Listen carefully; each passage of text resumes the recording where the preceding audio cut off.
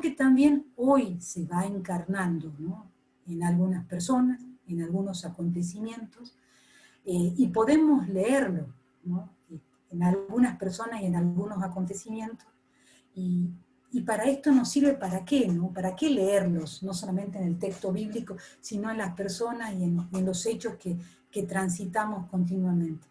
Porque a medida que podemos leerlo en estas personas y en estos acontecimientos, podemos enfrentar la vida, los problemas, las incertidumbres de una manera diferente. Podemos animarnos en la esperanza. Entonces, yo los quería animar hoy a que podamos escuchar lo que dice el Salmo 95, versículo 7, ¿no? Ojalá escuchemos hoy su voz a partir de estas personas y a partir de estos acontecimientos. Escuchando y meditando la palabra a partir de esta experiencia concreta, podemos experimentar la luz, la fuerza, la presencia creativa del amor de Dios. La palabra de Dios es como esa semilla, ¿se acuerdan la parábola del sembrador, ¿no? Esa semilla que tiene dentro suyo la vida, dentro de su seno la vida, y que germina en nuestra historia y en nuestra vida, iluminándonos, nutriéndonos en la medida en que nos transformamos en esta tierra fértil. Y nos llena con esta nueva sabiduría y nos transforma en ese terreno sagrado por el cual podemos revivir la esperanza, ¿no?, en los contextos en los cuales vivimos. Hay un concepto que a mí me ayuda mucho, ¿no?, y es poder ver que la escritura sagrada, la Biblia, ¿no?, ofrece la palabra que informa, o sea, nos informa acerca del acontecer de Dios, pero al informarnos da forma de Dios en nuestra vida. O sea, hace que nuestra vida tenga forma de Dios. Es un concepto muy, muy lindo porque no solamente nos informa, sino en la medida en que nosotros estamos abiertos a ella, Dios toma forma en nuestra vida. ¿Cómo pasa esto? Y pasa esto por el hecho de que nos hace partícipes de su vida, de su voluntad, de su pensamiento. Es por eso que podemos decir que la palabra puede ser leída en la vida de nuestros hermanos y en la realidad. ¿Por qué? Porque la carta a los Hebreos dice que la palabra es viva y eficaz, transforma, no tiene un valor performativo en nuestra vida. Entonces lo que vamos a intentar esta tarde es reconocer esa palabra, ¿no?, que se hizo forma en la vida del niño, a través de los textos de la Sagrada Escritura. Y lo haremos, y aquí no sé si nos saldrá, vamos a ver, con algo que, bueno, que yo siempre cuando comienzo a dar clase en Biblia lo tomo, ¿no? Lo haremos a partir de la propuesta que hace el Evangelio de Lucas al comienzo de su Evangelio. Lucas, antes de comenzar a escribir el Evangelio, nos dice que él primero lo que ha hecho antes de ponerse a escribir es ha recogido la palabra de los testigos oculares que vieron vivir a Jesús y encarnar el proyecto del reino en su vida histórica. O sea, primero escuchó y vio los testigos oculares. En un segundo momento recogió lo que estaba escrito en otras tradiciones, de otra generación. Y por último, él se dedicó a escribir acerca de la vida histórica de Jesús, pero con la sola intención de fortificar, de fortalecer la fe de sus destinatarios, de este famoso Teófilo.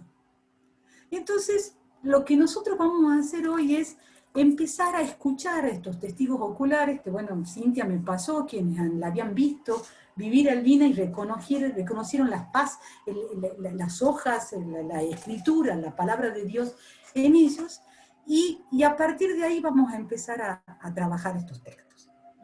Entonces vamos a ver, primero testigos oculares, después vamos a ver un testigo de tercera generación, digo yo, y con esto vamos a dar un cierre.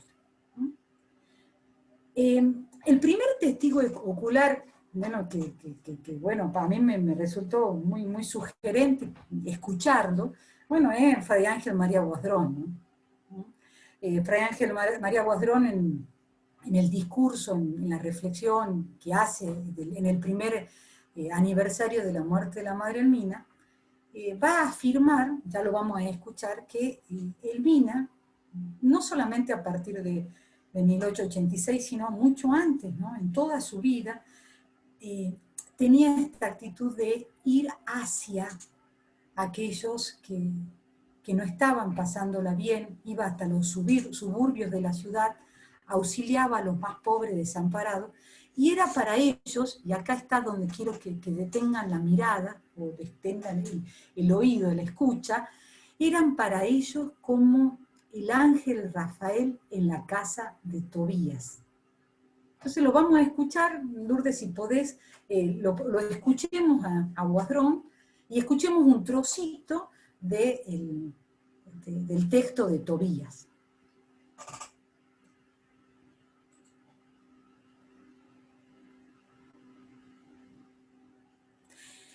Lourdes, cuando compartas tenés que compartir con el sonido de la computadora para que salga el sonido.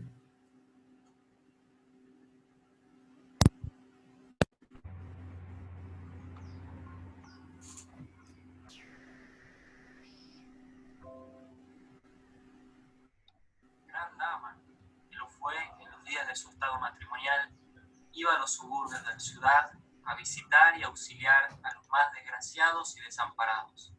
Era para ellos como la aparición del ángel Rafael en la casa de Tobías. Rafael le contestó: sí, puedo ir con él. Yo conozco todos los caminos. He ido frecuentemente a Media y he cruzado todas esas llanuras y montañas, y conozco todos sus caminos. Acompaña a mi hijo. Yo iré con él. No temas, salimos en paz y volveremos a ti en paz, porque los caminos son seguros.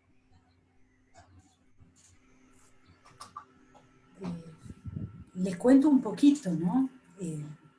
¿Qué pasa en el libro de Tobías? En el libro de Tobías, Tobit, que es el padre de Tobías, le hace saber a su hijo, Tobías, que en la antigüedad él había hecho un trato con una familia de Media, por donde dice el texto, que quedaba en la parte de entre el Éufrates y el Tigris, en la Mesopotamia, y había una plata que estaba ahí todavía y que le pertenecía a él.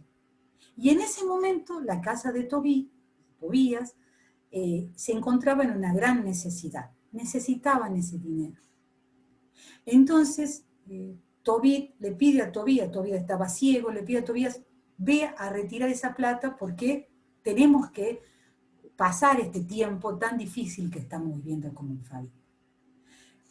Esta situación, digamos, viene como anillo al dedo, ¿no? Es como una excusa magnífica para introducir la aparición del ángel Rafael. Tobit no sabe con quién enviar a su hijo a ese lugar que su hijo no conoce.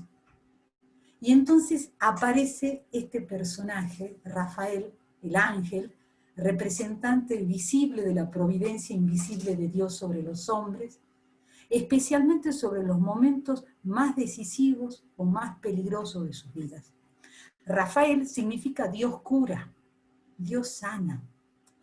Entonces, el mensaje del relato se centra en la actuación y en la manifestación de Dios que se deja ver en los más débiles y en los más pequeños, en los últimos, en los excluidos socialmente.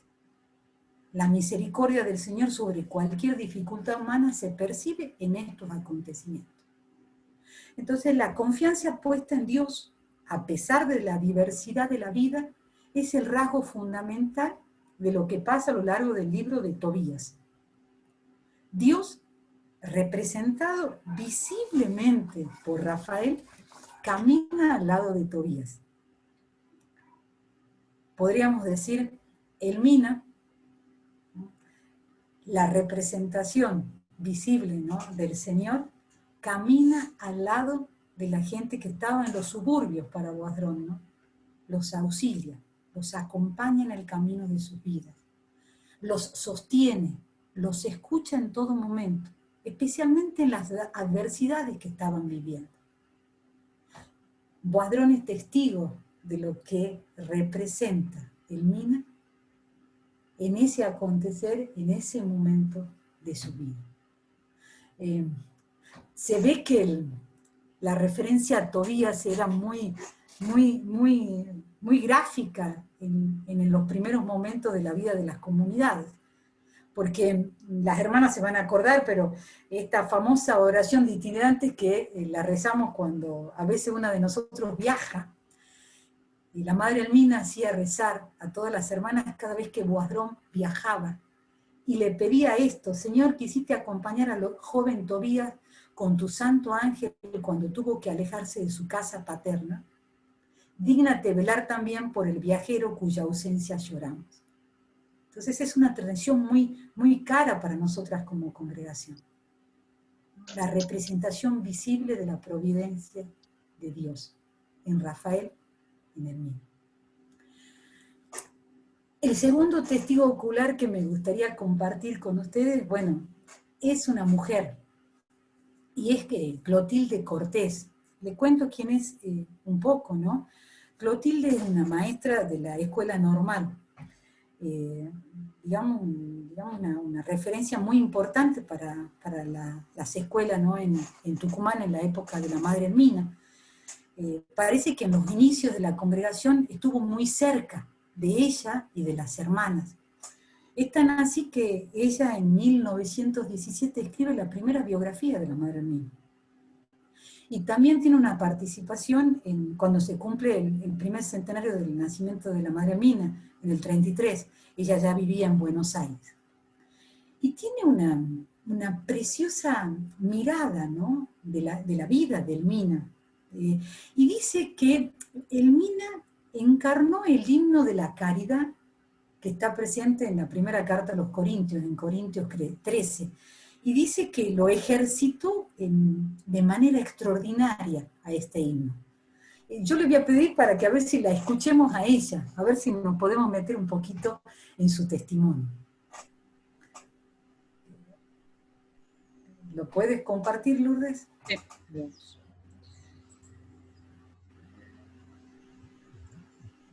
Saliendo. A ver.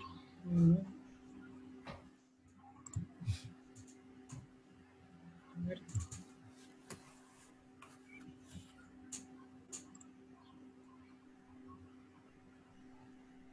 ¿Lo comparto yo? No sé por qué. A ver. Espérame un poco. Ah, ya sé. Ahí está. Ahora sí.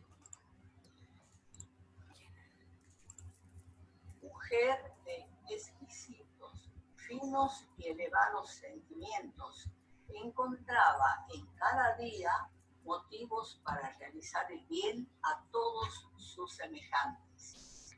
Es que ella era un modelo cumplido y acabado de la mujer cristiana.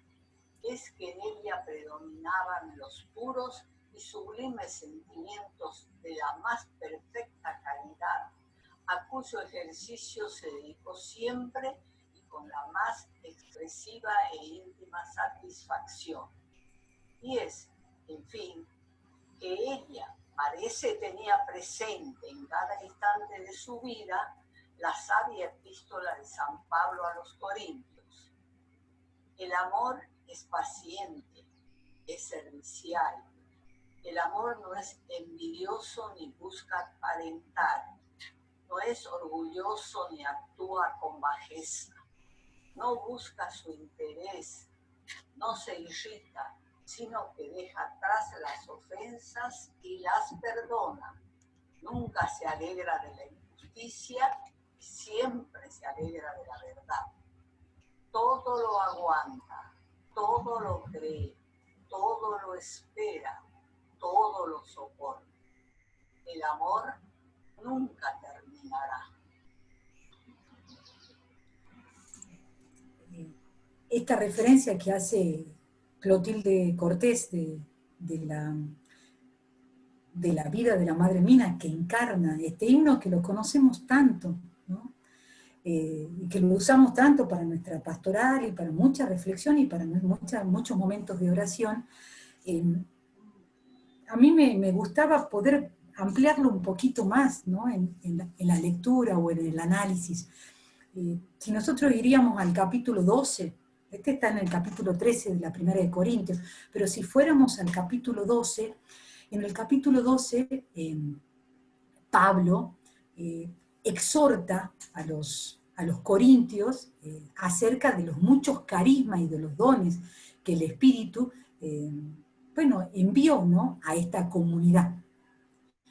El problema es que a partir de todos estos dones empezó a existir algunas dificultades en el ejercicio de tales dones.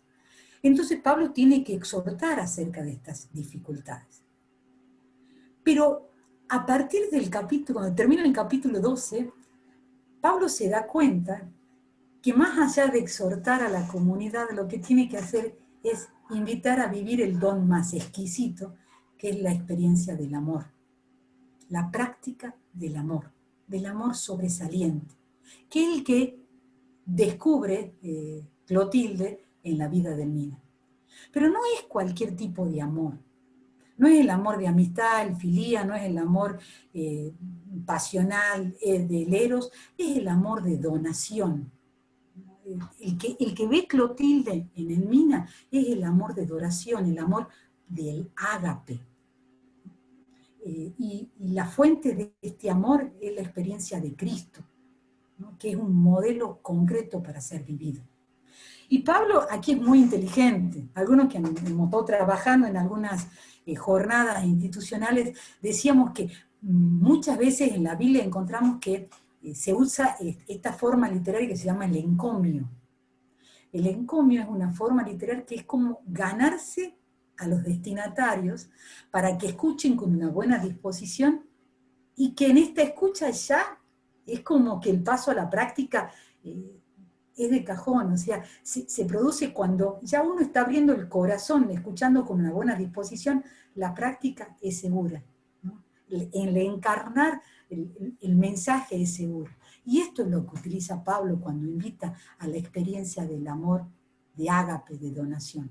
Entonces yo le quería que hagamos un recorrido cortito de este himno a la caridad para que podamos ver junto con Clotilde cómo ella ve en el Mina este amor de donación encarnado en su vida. Y hay tres partes que podemos ver con claridad en el himno a la caridad. Lo primero que está en los tres primeros versículos es que si no tengo amor, lo demás no vale nada, ¿no? Los mayores esfuerzos, el conocimiento de las lenguas, los misterios, los sacrificios, el fanatismo sin amor, no vale nada. Todo lo que tengo sin amor no sirve de nada. Lo único que hace auténtico el amor es el vínculo con el Espíritu, con Cristo. La segunda parte del himno a la caridad está todo esto que acabamos de leer, que acabamos de escuchar de Clotilde, ¿no? Las características del amor, las afirmaciones del amor. Y en estas afirmaciones del amor yo les invitaría, porque yo creo que esto es lo que hizo Clotilde, transcribir amor por Cristo. Y lo que Clotilde vio en el Mina fue a Cristo mismo, ejerciendo, practicando todas estas prácticas del amor, todas estas afirmaciones del amor. Porque Cristo es en nosotros este amor de donación, es ágape. Es el amor que no se inquieta por los resultados, sino es el amor que es entrega total. Acuérdense lo que dijo Clotilde recién, ¿no? Ella veía en el Mina que en cada instante de su vida este amor lo llevaba al extremo. Y no solamente llevándolo al extremo, sino que ella dice que lo vivía con una íntima satisfacción. Y la tercera parte del himno a la caridad, yo creo que es muy, muy gráfico, ¿no? Porque entonces dice el himno, entonces conoceré como soy conocido. Me conocerán tal cual soy si vivo en este amor. Y es lo que vive, Es lo que experimenta Clotilde en la vida de Elmina, ¿no? ¿Por qué?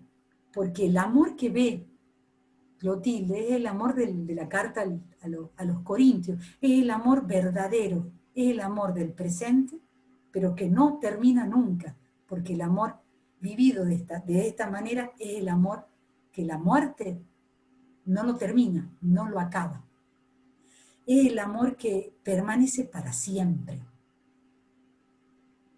Es el amor que presenta para todos los creyentes un modelo de vida cotidiana. Es tan así que yo me recordaba esto que está en el texto de la corona fúnebre de Carrasco, cuando dice que Fray Jacinto Carrasco, él dice que Jesucristo se hizo presente en Tucumán en el verano de 1886 y el 1887. Por este amor donativo, por este ágape que Clotilde logra leer en la vida de Elmina. Y es tan así que a mí me gusta mucho, porque más adelante Clotilde va a decir, ¿no?, que en Elmina también se podía leer la entrega de otros santos dominicos. Ella dice que en Elmina puede leerse el gesto de Catalina de Siena. Catalina de Siena, que se acercó a tantos enfermos para atenderlos con un amor donativo hasta el extremo. O verlo también en San Vicente de Paul, ¿no?, por su actitud de ¿qué? De acoger a niños abandonados, ¿no?, viviendo el amor en extremo, ¿no?, como dice Juan en el capítulo 15. Entonces, creo que es muy gráfico y muy sugerente, ¿no?, esta vinculación que hace Clotilde con el himno a la caridad. Déjenme pasar a otro testigo, espero no ir muy rápido, ¿no?, pero bueno, déjenme pasar a otro testigo ocular de la vida de Elmina, que bueno, yo le preguntaba a Cintia si conocíamos algo de él. Bueno, no conocemos, parece ser que él vivía en Buenos Aires, pero bueno, nos trae una imagen para mí fascinante, la vinculación y la lectura que hace de la vida de Elmina, y es Juan Carlos Isela. Él también está presente en este libro de la corona fúnebre de la Madre Elmina, y en un trocito de su reflexión va a decir esto que vamos a escuchar ahora. Lo vamos a escuchar a él. Vamos a escucharlo a él y vamos a escuchar un trocito del texto al cual hace referencia.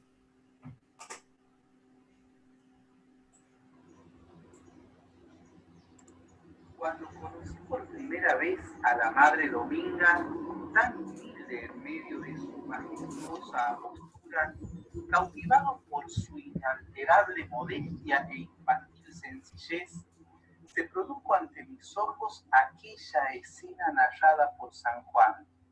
Cuando Natanael, en su entrevista con Jesús, mereció de boca del Salvador el siguiente elogio: ahí tienes a un israelita de verdad, en quien no hay engaños. Y me dije, una verdadera alma religiosa en quien no hay doblez.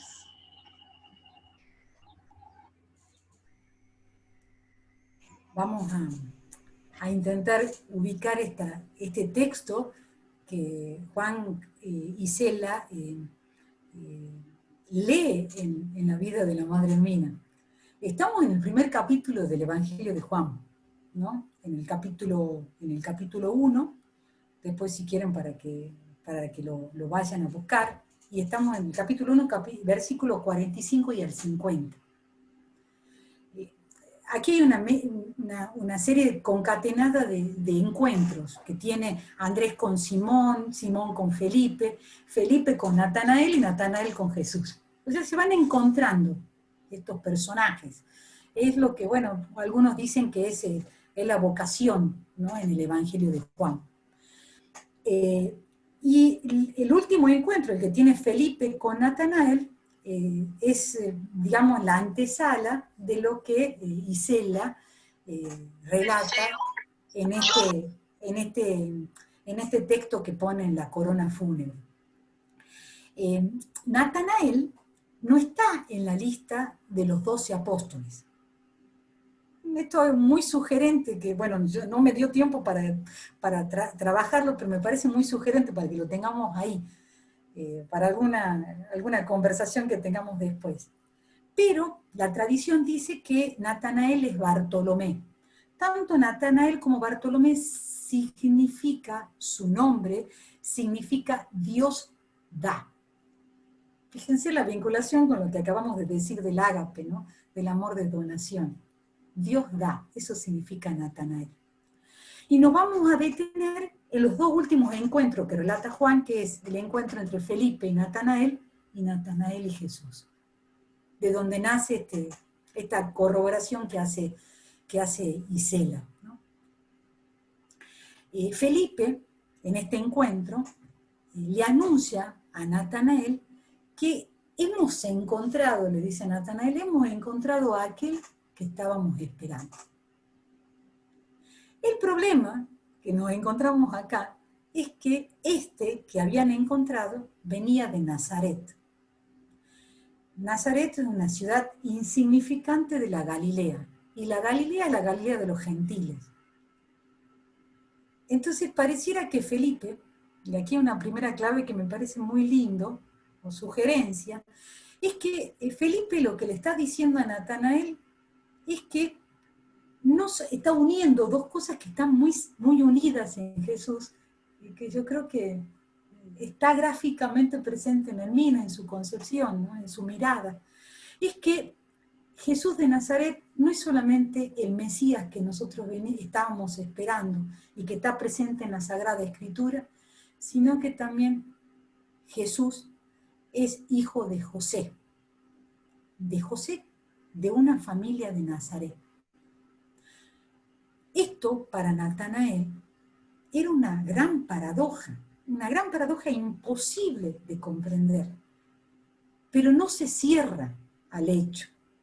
Y es invitado, por Felipe, es invitado a ir y ver, a ver esto que realmente no le cerraba, pero no se cierra, se pone en movimiento y va a encontrarse con Jesús.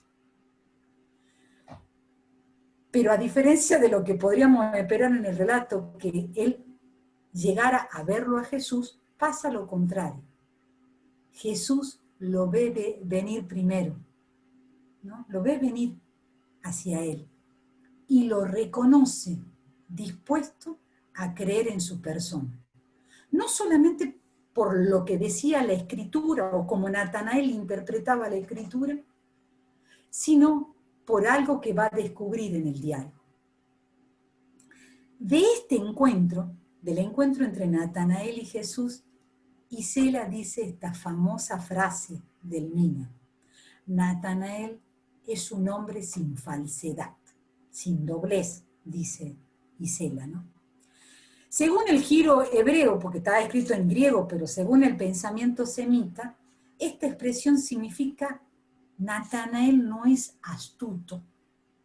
Astuto como fue Jacob, no sé si se acuerdan en el Génesis, que le saca la primogenitura a Esaú. Le roba, se hace astuto.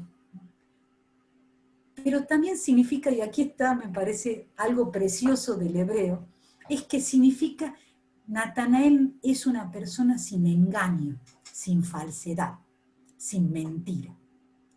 Como el siervo sufriente de Isaías, que dice que el siervo sufriente es una persona sin engaño que carga con el dolor de la humanidad. Precioso. Natanael es una persona sin doblez, porque a pesar de conocer las Escrituras y saber que en ellas podía leerse otro tipo de Mesías, su búsqueda lo abre a otra posibilidad.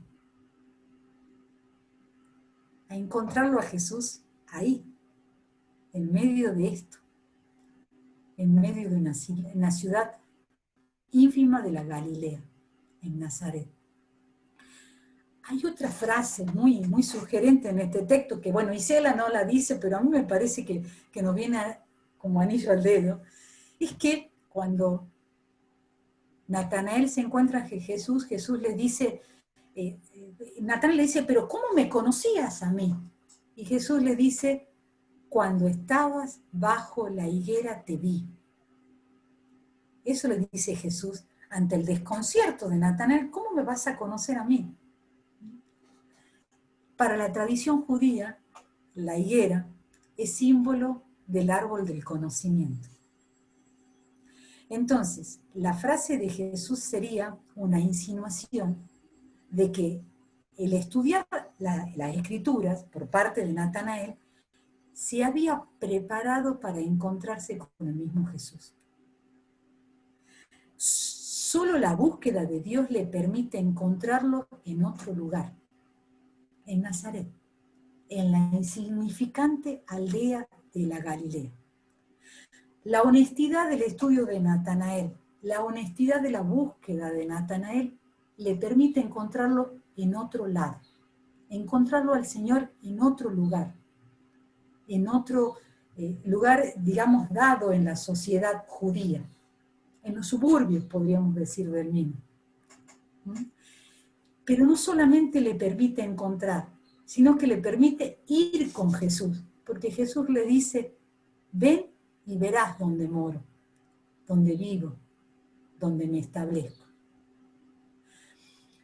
Me parece que es muy, muy gráfico, muy sugerente el reconocimiento que hace Isela de la persona del Mino, como quien encarna, ¿no?, la búsqueda, una búsqueda honesta, sin doblez, y como aquella que encarna el movimiento que hace Natanael. Nuestra madre, en su búsqueda honesta de Dios, vive y experimenta el encuentro con Él en la frontera de lo inesperable, en medio de los suburbios de la ciudad, en el medio del contexto del dolor y del sufrimiento. Y en esa geografía ve más allá la presencia de Dios que la invita a ese misterio. Ahora sí podemos decir con Isela, he aquí una verdadera alma religiosa en quien no hay doblez, porque nosotros sabemos que el Mina hizo ese movimiento. En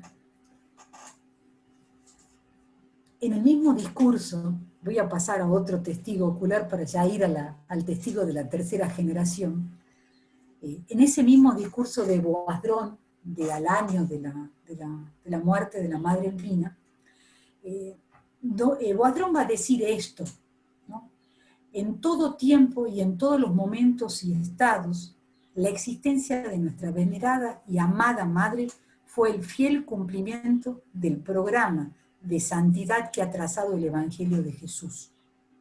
En los deberes para con Dios, para con el prójimo y para consigo mismo. Miren qué preciosa la expresión de Boasdrón.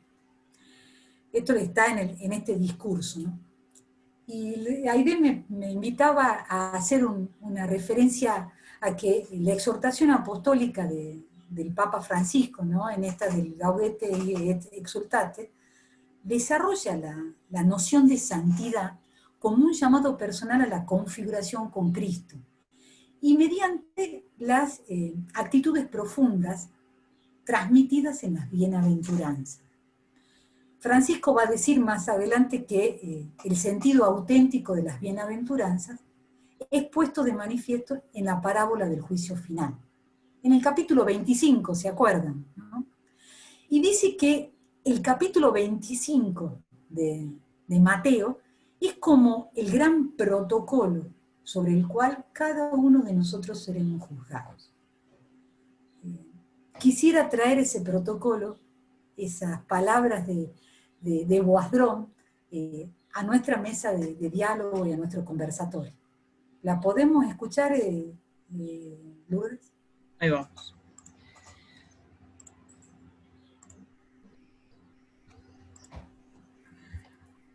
Felices ustedes, porque tuve hambre y me dieron de comer, tuve sed y me dieron de beber, fui forastero y me recibieron, tuve desnudo y me vistieron, enfermo y me visitaron, en la cárcel y vinieron a verme. Señor, ¿cuándo te vimos? El rey le respondió, les aseguro que Y siempre que ustedes lo hicieron con uno de estos, mis hermanos pequeños, conmigo lo hicieron.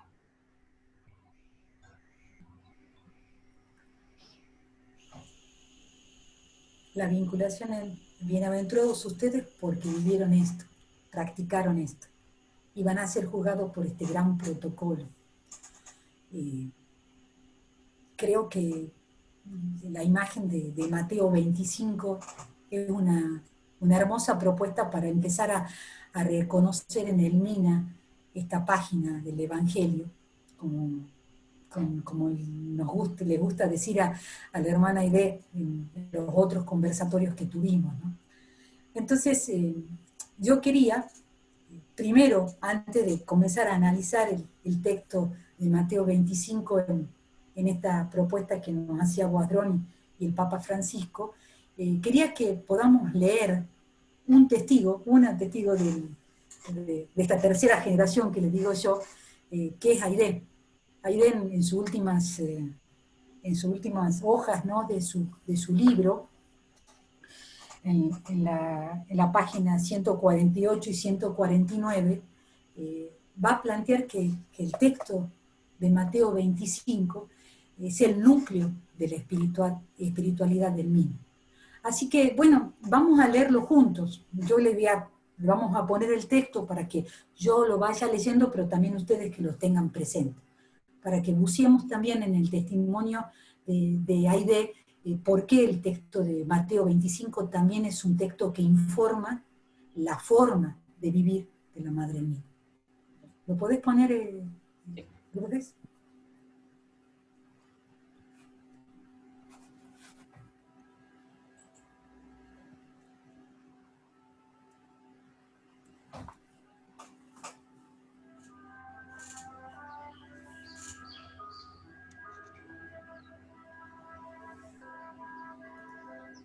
Mateo 25, del 31 al 46, representa el núcleo de la espiritualidad del MINA.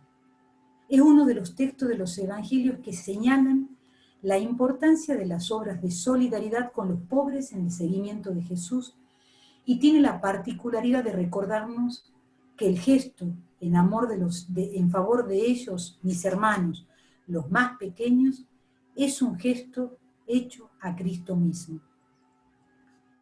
Esto le confiere su carácter decisivo e impide que dicho comportamiento sea simplemente comprendido como expresión de la dimensión social de la fe. En realidad, estos gestos nunca serían posibles si no encierran una dimensión contemplativa profunda. En un doble movimiento, acción concreta en el compromiso como exigencia de la gratuidad del Señor, y el movimiento inverso, la contemplación como demanda y elemento vivificador de una acción histórica. Es por eso que Aide asevera, ¿no?, que el MINA es una página del Evangelio. Aunque este texto no hable de amor, no utilice la palabra amor,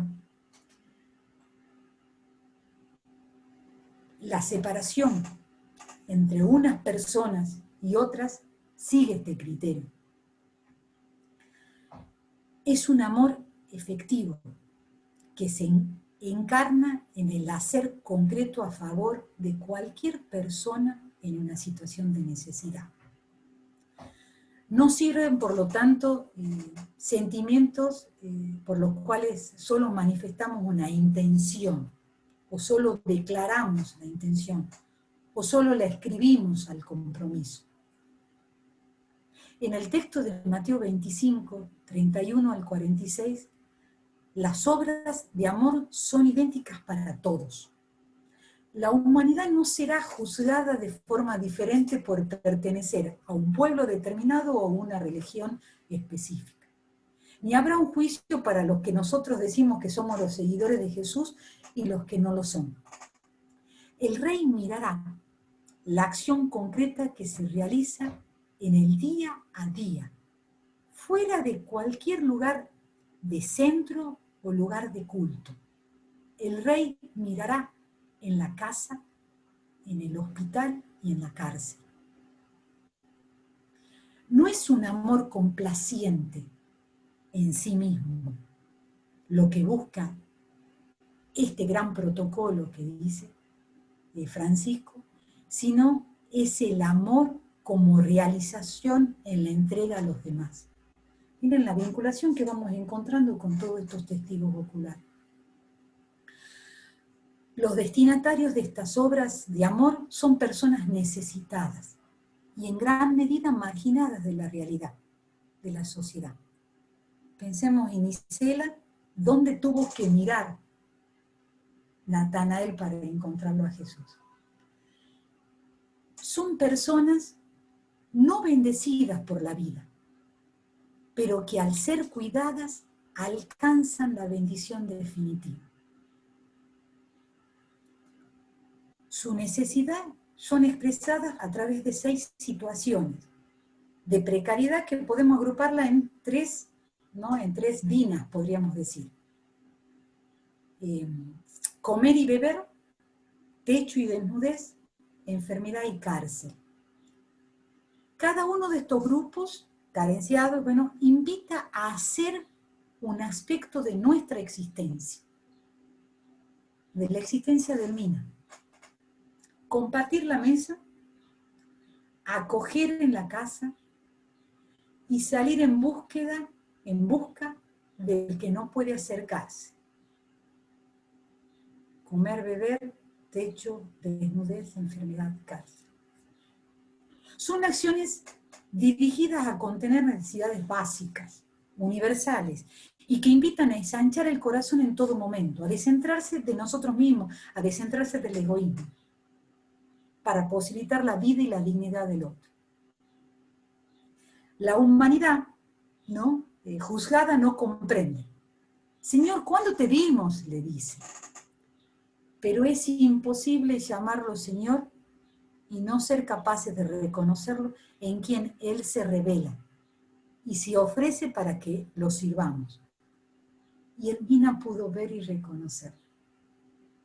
En el Mina podemos leer a aquellos que sí pudieron reconocerlo, en esos pequeños, y vivir estos 3 desplazamientos. Fíjense, a ver, lo leamos entre todos, pero me parece que ya ni lo tengo que decir, ¿no? Ella salió en busca del que no tiene que acercarse, el que no pudo ir, no podía acercarse, porque eran los más pequeños. Los acogió en su casa y compartió la mesa con ellos. Esto vio Guadrón, esto vio Aide, esto vemos nosotros. Y bueno, recorrimos testigos oculares, recogimos el testimonio de Aide. Yo por último quería recoger el testimonio de mi comunidad. Hace unas semanas que nos tocaba justamente un texto que quiero compartir, como comunidad rezamos esto que les quiero compartir a ustedes. Francisco decía que las bienaventuranzas nos conducen a Mateo 25, ¿no? A este gran protocolo. Yo quería detenerme en las bienaventuranzas no de Mateo, sino la de Lucas. Están en el capítulo 6, del versículo 20 al 26. Ustedes saben que las bienaventuranzas consisten en una felicitación dirigida a una persona por ser poseedora de una cualidad que la distingue. Mateo presenta 8 bienaventuranzas, desde un enfoque más espiritual. En cambio, Lucas conserva solamente 4 y las refiere a problemas sociales de su tiempo. La pobreza, el hambre, la tristeza y la persecución. Sorprende que el Señor felicite a los pobres, a los hambrientos, a los que lloran y a los que son perseguidos. Esta pregunta la hacemos cotidianamente cuando nos enfrentamos a este texto. Pero los que padecen estos males sociales no son felicitados porque están sufriendo, sino porque su situación va a cambiar. En las 3 primeras bienaventuranzas, y la podríamos leer, pero bueno, lo dejo para que la podamos después profundizar en casa, ¿no? En las 3 primeras bienaventuranzas se distingue muy bien el tiempo presente como diferente al del futuro.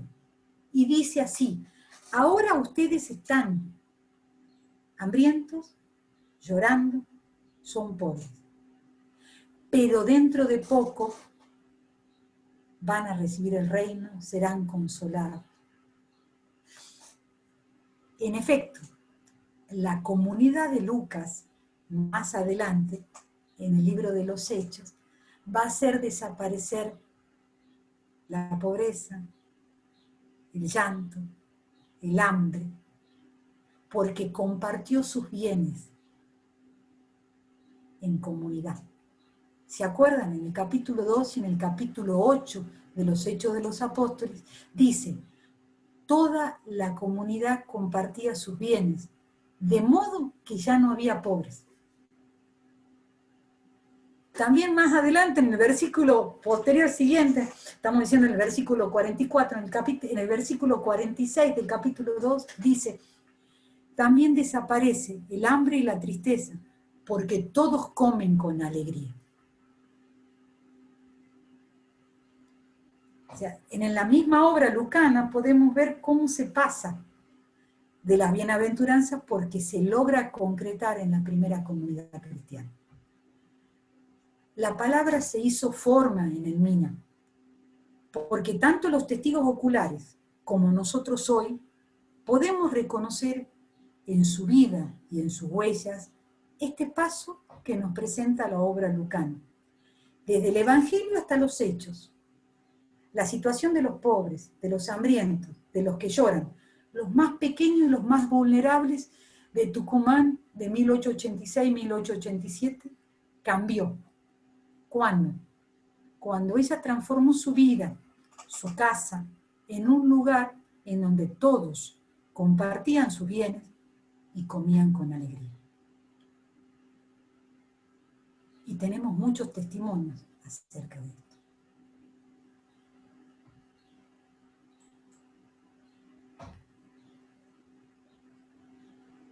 Yo terminé. Bueno, muchas gracias, Mariana, por este recorrido que nos has hecho hacer a través de los textos bíblicos con los que se asociaron la vida del Mina, ¿no? El Mina para algunos fue el ángel Rafael, para otros la encarnación del himno de la caridad, una mujer sin doblez como Natanael, la encarnación de las bienaventuranzas, la encarnación del protocolo del Evangelio de Mateo, ¿no? 25. Bueno, este precioso recorrido nos ayuda a rezar, a orar con la vida del Mina a través de estos textos bíblicos en los que ella encarnó y que quienes la conocieron o profundizaron en su vida asociaron, ¿no? Bueno, queda un espacio abierto ahora para comentarios. Quizás, Lourdes, en primer lugar, si querés leer alguno de los comentarios que se fueron escribiendo en Facebook. Y después abrimos el diálogo. Buenísimo, gracias Cintia, gracias Mariana. Bueno, la gente está también muy agradecida en la transmisión en Facebook y están comentando. Renata dice: qué hermoso escuchar de la vida del Mina, todo lo que realizó y vivenció con su gran amor por el necesitado. Edith nos dice: creo que Natanael es genuino, auténtico y sincero. Claudia también agradece por esta visión de Madre del Mina. Solange comentaba cuando estábamos hablando de Corintios, ¿no? Hay diversidad de dones, pero un mismo espíritu que transmite carismas. También María Patricia nos dice: ella salió en busca del que no pudo acercarse. Cuánto nos dice y nos enseña esta acción. Y ahí estábamos comentando también que está un sobrino tataranieto del padre Guadrón, que parece que nos está viendo desde Francia. Justo también hoy hacemos memoria de Fray Ángel María Guadrón, en otro aniversario de su fallecimiento. Así que, bueno, miren si no será grande también la familia de del MINA, estamos todos unidos y en comunión aún a la distancia. Bueno, gracias Luño. Si alguien quiere hacer algún comentario, resonancia de lo que compartió Mariana, alguna pregunta, profundizar en algún aspecto quizás, tienen la palabra.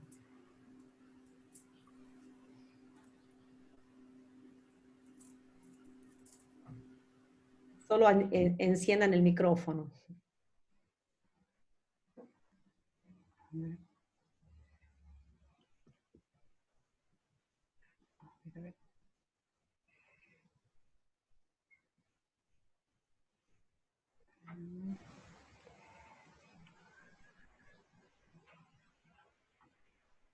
Todos han quedado en gran, profunda contemplación.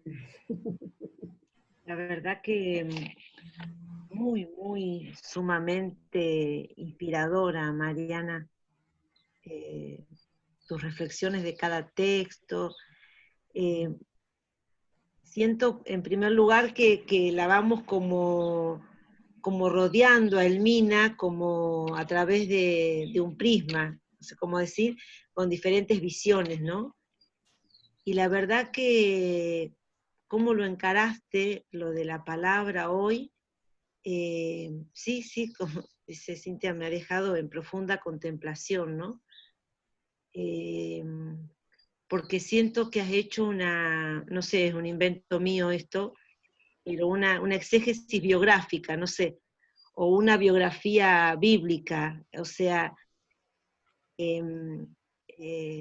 la vida del Mina leída a través de la palabra de Dios, que como decías al principio es revelación, es misericordia para cada uno de nosotros, ¿no? Me gustó lo de Natanael, no lo recordaba, así que estaba, para nada, nunca lo habíamos traído, yo por lo menos no lo había traído. Bueno, y cómo leíste también el protocolo, ¿no? Realmente muy sumamente inspirador y sí, me deja en oración sobre todo, ¿no? Gracias, Mariana. Yo puedo decirte solamente que uno siempre aprende un montón y se da cuenta de todo lo que falta leer y aprender, pero me ha parecido hermosísima la vinculación de distintos momentos de la palabra leída, interpretada en la vida del Mina, ¿no? Cómo esta reflexión sobre el amor que has hecho, hermosísima, se hace evidente no con la palabra muchas veces, sino básicamente en la práctica, ¿no? Eso me parece como muy importante, porque yo creo que en el Mina la palabra se encarna en su propia vida. Pero me ha parecido muy ilustrativo esto que lo veníamos viendo en los otros conversatorios, y en el de Aide, que también ha sido la santidad del Mina en la vida misma de ella, ¿no? Pero esta vinculación que has hecho de distintos pasajes de la Biblia en la vida del Mina, trayendo estos testigos a través de la palabra, uniendo todo, bueno, me ha parecido hermosísimo, muy para la reflexión, muy para saber leer desde otro lugar e interpretar la vida de la madre, ¿no? Era eso nomás.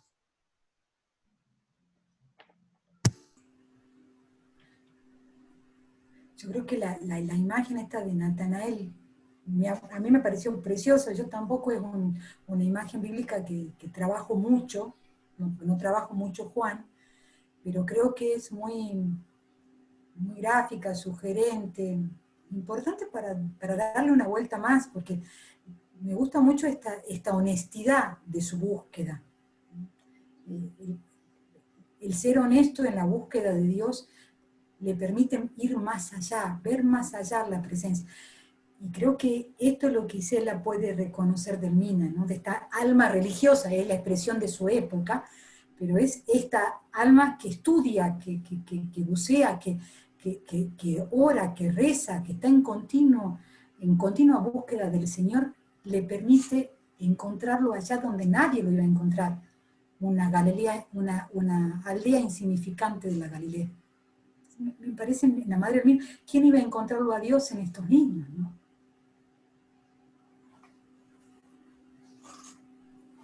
Sí, Mariana, también antes de ver si alguien quiere hacer algún comentario o pregunta más, bueno, la gente sigue participando muy activamente en la transmisión por Facebook, y Pedro nos dice, fue un testigo viviente del Evangelio en solidaridad y caridad en el otro y con el otro, siendo los niños fuente de toda pureza divina, quienes la inspiran y animan a caminar.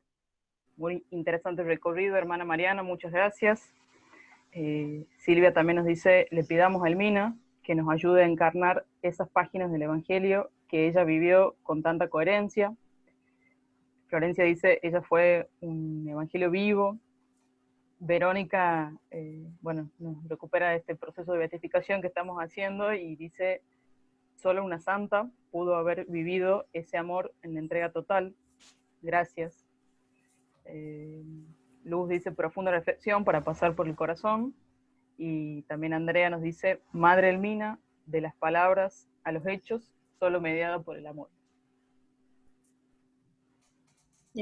Yo, Mariana, la verdad que a mí me queda también como un desafío personal. Me encantó también esta otra posibilidad de mirar, leer y rezar a Elmina. Por ahí estamos quizás muy acostumbrados a, bueno, conocer mucho de ella, pero desde su historia, las cartas, como un encuentro mucho más cotidiano. Y la verdad que me encantó, como decía, que este desafío para descubrir esta otra presencia de Dios desde el Evangelio vivo y viviente en ella, pero también el desafío es para mi propia vida, ¿no? Cómo encarnar también el Evangelio, mirando a Elmina también como modelo, como inspiración, pero también como una invitación a seguir profundizando la palabra, encarnarla en mi propia vida. Gracias, Roxana. Yo quería, me parece que, bueno, este aporte bíblico, Mariana, nos sigue haciendo profundizar el proceso que hemos iniciado y que deseamos llevar adelante, y que todos cada día rezamos para que podamos ir avanzando en la beatificación del Mina, ¿no? Y la palabra como lugar teológico. A veces perdemos de vista, no porque queremos, sino porque la vida nos lleva a eso, que la revelación de Dios en la palabra sigue siendo actual hoy, en la cual Mariana nos invitaba al principio, amorosamente, Dios nos habla a través de la palabra. Y no es que ha dejado de hablar, sino teológicamente, diciendo es la vida de Dios en nosotros, seguimos siendo lugar teológico de Dios cada uno en nuestras vidas. Y por eso la palabra sigue siendo el lugar eminente para leer la santidad del Mina. Y sobre todo en aquel espacio, en aquel lugar donde podemos identificar que ella fue invitada y que aceptó esa invitación tal cual como Bartolomé, como cada discípulo, porque en otra época y en otro momento, como Mariana nos invitó a ver, pudo encarnar esa invitación. Por eso creo que es muy importante esta mirada bíblica, y quizás todos tengamos que ensayar un pasaje de identificación, no solo con el Mina, sino como lugar en donde Dios nos habla y nos invita a mirar como todo mensaje de santidad en esta mujer y en tantos otros santos, que la encarnación y la revelación de Dios en nosotros es posible y es real y es aquí ahora. No es mucho más tiempo para esperar como Elmina. Así que gracias, Mariana. Gracias, Aide. El tema este de la carta a los hebreos, la palabra es viva y es eficaz. Por esto me pareció muy iluminador esto de que la palabra nos informa acerca de Cristo, pero sí, o de Dios, o del acontecer de Dios en la historia. Pero si nosotros nos abrimos, nos forma, nos transforma, acontece en nosotros. Entonces, así. Gracias.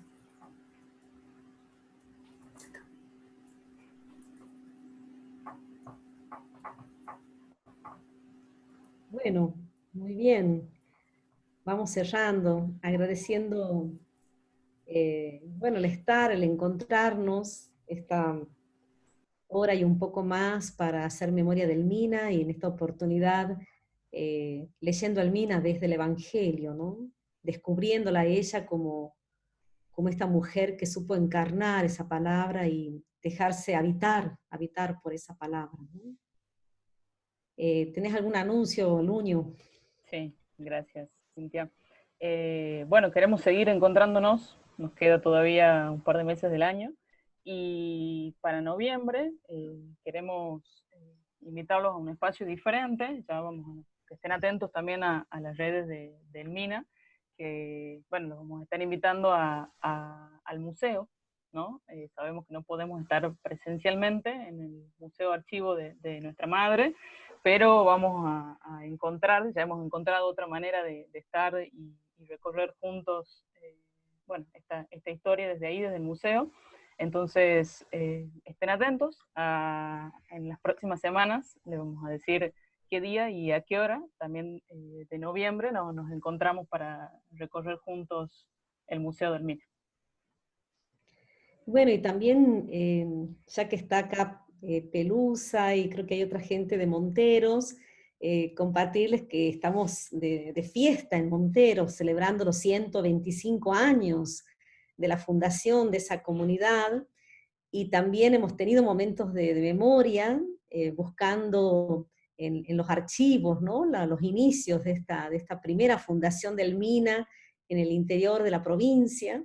Y hay algo muy simpático que escribe la cronista cuando cuenta que Elmina fue a pasar 15 días con la comunidad, a acompañarlas, y la hermana cuenta lo edificante que era vivir con alguien que enseñaba tanto con su modo de estar, con su modo de sugerir, con su santidad de vida.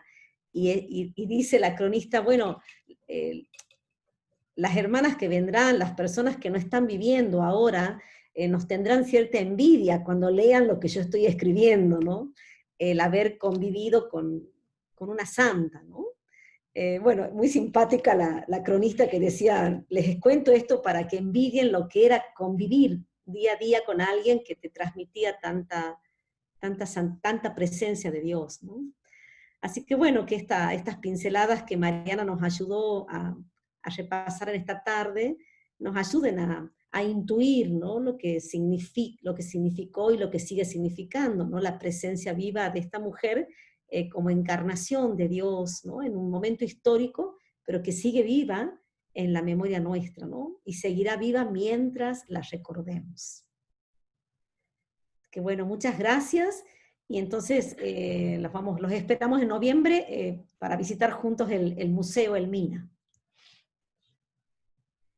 Un aplauso a Mariana. Chao, gracias, feliz Navidad, nos vemos. Lourdes, tenés que dejar de transmitir abajo. Ahí está. Muy bien, hermana Mariana, muy bien. Muy bien, hermana Silvia. Gracias por el espacio. Buenísimo. Hermoso. La verdad, hermoso. Muchas gracias, hermoso. Gracias, Mariana y a todas. Gracias, Muchas gracias, Mariana. Hasta luego, gracias. Muchas gracias. Gracias, Mariana. Chao, chao a todos.